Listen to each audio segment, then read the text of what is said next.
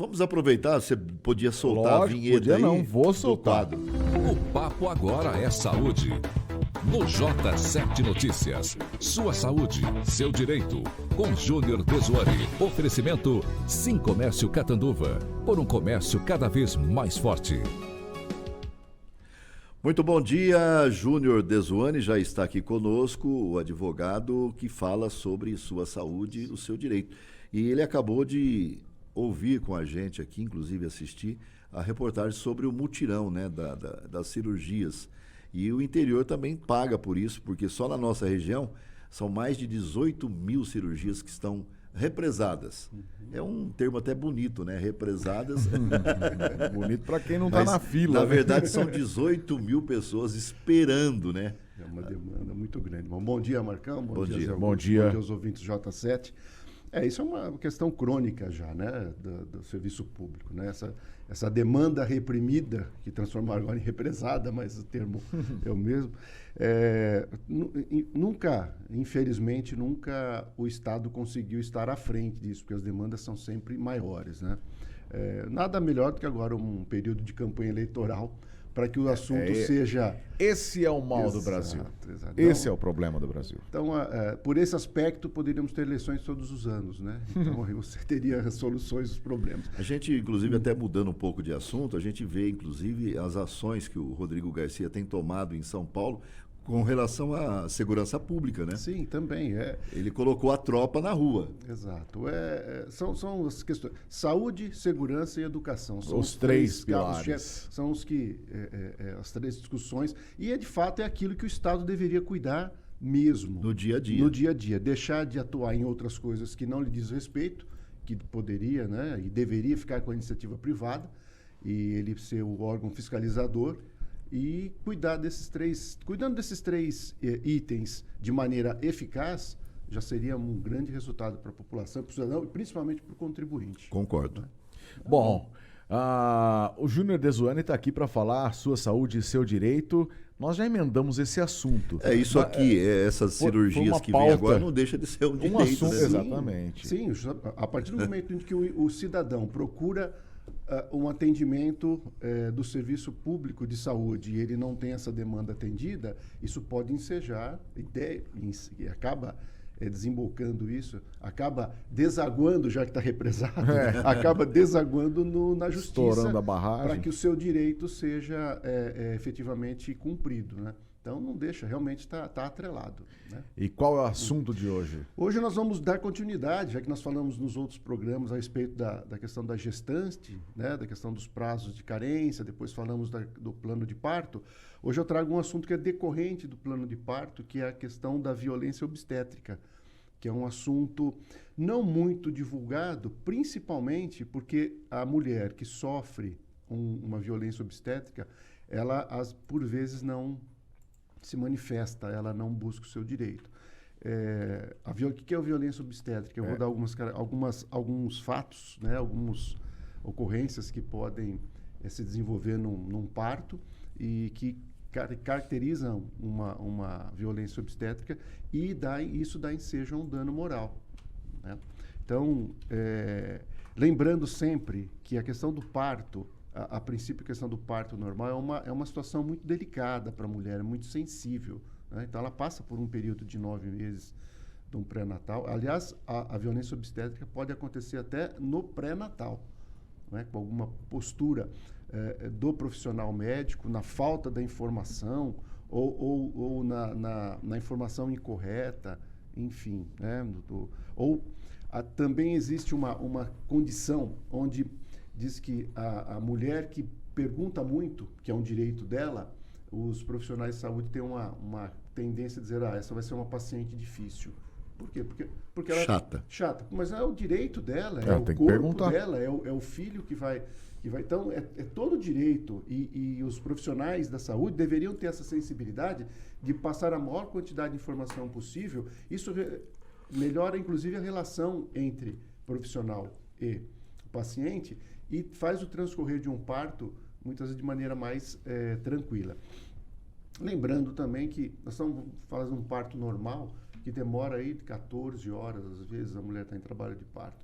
Então, tem que ter uma paciência, tem que ter uma compreensão que aquele momento é especial, é único, né? Então, o que pode caracterizar, então, uma violência obstétrica? Por exemplo, a proibição de um acompanhante, né?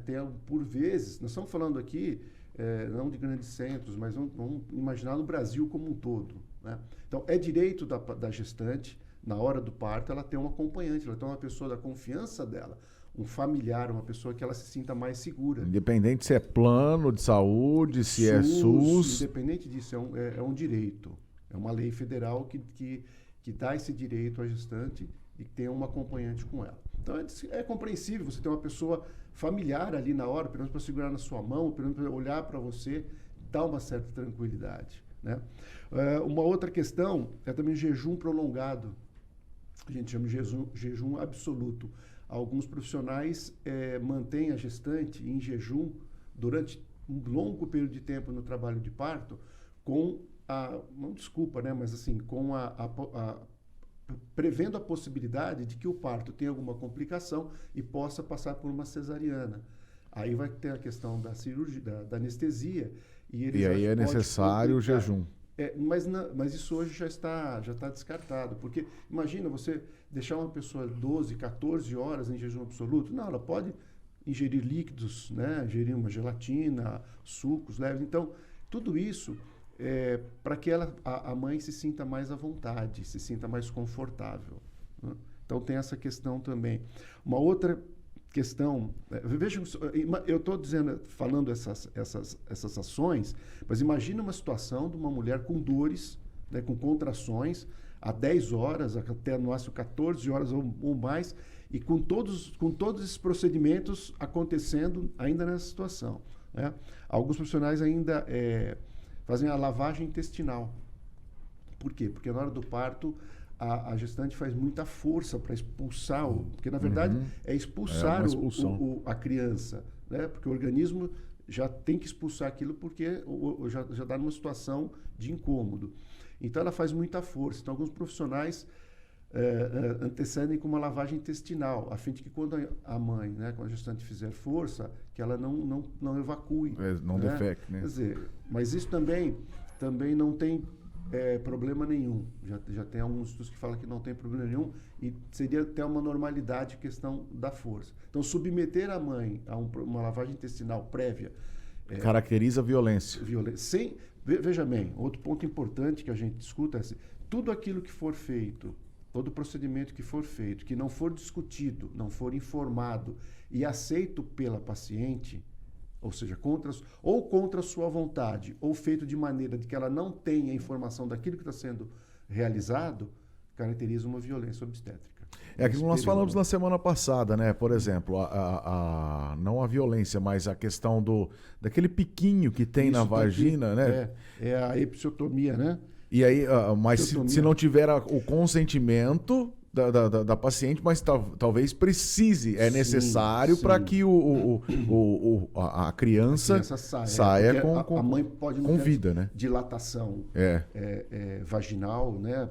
Para que a criança saia, então há necessidade. Mas isso, veja bem, aí nós falamos questão da importância do pré-natal e do plano de parto. Uhum. Se for muito bem explicado isso durante o pré-natal pelo profissional, quais são as ocorrências que podem advir no momento do parto, e a mãe estiver consciente de como é esse procedimento, como ele é feito, quais são as implicações, como é o pós-operatório, ela vai aceitar de uma maneira mais tranquila e sabendo o que está acontecendo. Uhum. Né? Agora, o que não pode é o profissional fazer esse omitir, procedimento, né? E fazer procedimento sem o consentimento dela. Uhum. Né? Então, nós temos aí a manobra de Christeler, que é aquela que é proibido isso hoje, que é aquela da pressão em cima do abdômen da mãe, empurrando a criança para fora do corpo.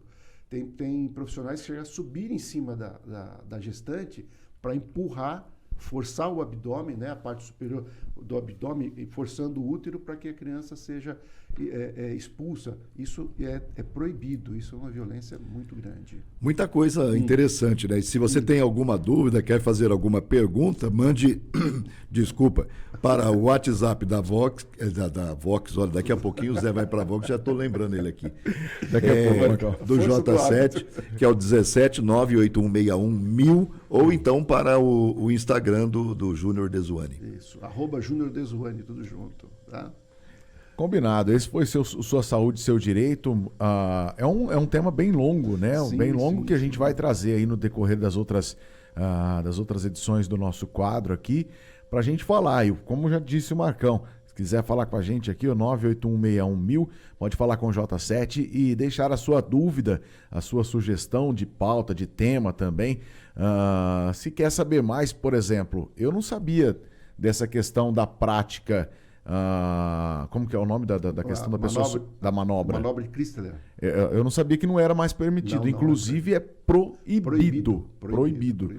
Isso caracteriza uma violência obstétrica gravíssima. E quando a gente fala de violência, a gente só pensa na questão física, né? O pessoal pensa muito só no físico e esquece da questão psicológica também. Não tenha né? dúvida. Uma das queixas que as mães mais fazem, as gestantes fazem, é que naquele momento de dor do processo, algum profissional acaba dizendo assim, aguenta aí, não grita, porque na hora de fazer estava bom. Olha o absurdo. Isso é óbvio. Isso é o Chega a esse ponto. É o relato que as mães mais, as gestantes mais falam, né? Então, ao ser uma maneira de incentivar, é uma maneira de você agredir. É uma agressão, E né? sem dizer que é um momento sublime, né? Não tenha dúvida, exatamente. Exato. Muito obrigado, Júnior. Ok, um abraço, querido.